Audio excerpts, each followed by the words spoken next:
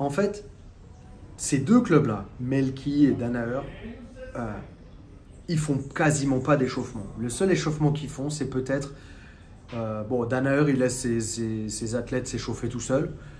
Mais chez Melki, ils font beaucoup d'étirements. Ils s'étirent pour être souple parce que bah, c'est l'une des qualités qu'il faut avoir dans notre sport, c'est être souple. Et ça se travaille, hein, on peut devenir souple.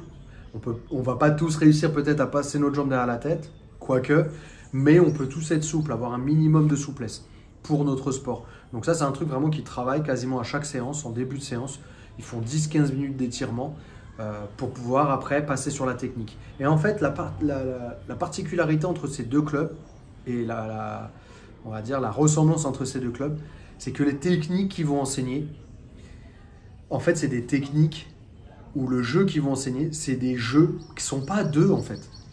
C'est des jeux qu'ils ont vus qui fonctionnaient en compétition. Un truc que Craig Jones m'avait raconté, c'est une fois il a fait un combat, donc je ne sais plus sur quel gros événement, peut-être le Who's Number One ou un autre événement. Et en fait, il avait fait une technique que lui-même, en fait, au moment où il l'a fait, bon, bah voilà, c'était un peu instinctif, il a fait la technique, bam, il a finalisé. Et en fait, la semaine d'après, il allait à New York, il allait donc s'entraîner chez Danaher. Et Danaher était en train d'expliquer la technique de Craig Jones mieux que Craig. Enfin, il savait des choses que Craig Jones, lui, ne s'était même pas rendu compte qu'il avait fait, en fait. C'est ce qu'il m'avait vraiment dit. Et il m'avait dit que c'était l'une des forces de Danaher, c'est que il avait cette capacité à comprendre mieux que ses élèves ou les athlètes ce qu'il fallait faire pour finaliser, ou pour contrôler, ou pour sortir, etc. Il a vraiment cette capacité à analyser une situation et à comprendre les leviers, la biomécanique et tout ça pour réussir vraiment bien la technique. Et en fait, ils n'ont pas d'ego. C'est-à-dire qu'ils vont aller regarder ce qui fonctionne. Ils vont aller étudier les compétitions, les compétiteurs. Ils vont regarder... Voilà, l'autre jour, j'étais chez Melki et en ce moment, ils essayent pas mal de travailler à partir de la position en dessous ce que fait Marcelo Garcia. Ce que faisait Marcelo Garcia à l'époque. Il disait, mais en fait, la vérité, c'est qu'aujourd'hui, c'est simple. On a accès à tout. On a accès à toutes les vidéos.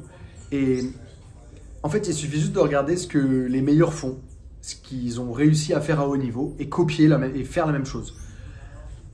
Marcelo Garcia, c'était garde assise, arm drag, guillotine, rentrer dans les jambes, renversement sur le côté. Voilà.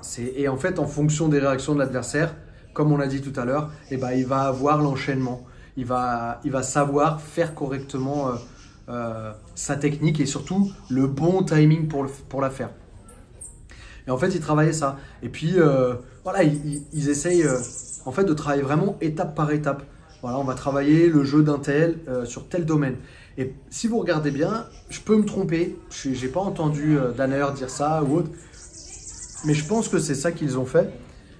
La position montée, je pense que ça a été celle de Roger Gracie qu'ils ont le plus étudiée et qu'ils ont le plus essayé d'appliquer. Alors en tout cas, quand on regarde Gordon Ryan ou quand on regarde souvent les techniques qu'on peut voir avec Danaher, les principes, pour les prises de dos ou en tout cas tout le travail dans le dos, je trouve que ça ressemble, à l'époque en tout cas, ils ont pas mal évolué là-dessus, mais à l'époque, quand ils ont vraiment commencé à attaquer beaucoup le dos, eh ben, je trouve que ça ressemblait beaucoup au travail que Wagner Rocha faisait.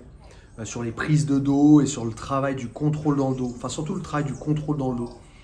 Donc voilà, en fait, je pense qu'il faut essayer d'étudier comme ça. Et aujourd'hui, c'est assez facile.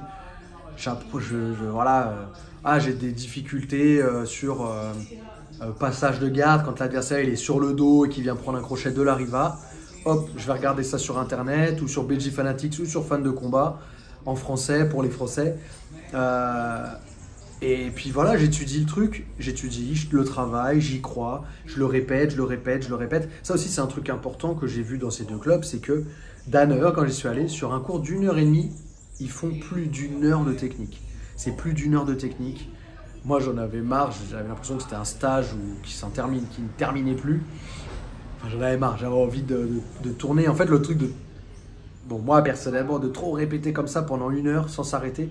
Bon, en fait, j'ai l'impression au moment de faire des sparring, moi j'aime bien le côté un peu sportif en fait des sparring, j'aime le côté où voilà, on va se rentrer dedans, on va s'accélérer, enfin le côté vraiment sportif et fort. Et c'est vrai que des fois, là j'avais l'impression que vraiment c'était Même après, quand c'était les sparring, il fallait faire vraiment technique, etc. Il n'y avait pas trop ce côté. Et ça aussi, c'est un truc que je retrouve aussi chez Melki ou chez ses élèves, c'est que je trouve pas non plus qu'il y ait une grosse envie de soumettre l'autre ou autre. Ils ont envie, bien évidemment, mais ils essayent de retranscrire ça dans leur façon euh, de bien exécuter la technique et de trouver le bon moment pour faire la technique. Et en fait, ça, c'est ce qui va être utile pour après derrière faire les combats et gagner des combats.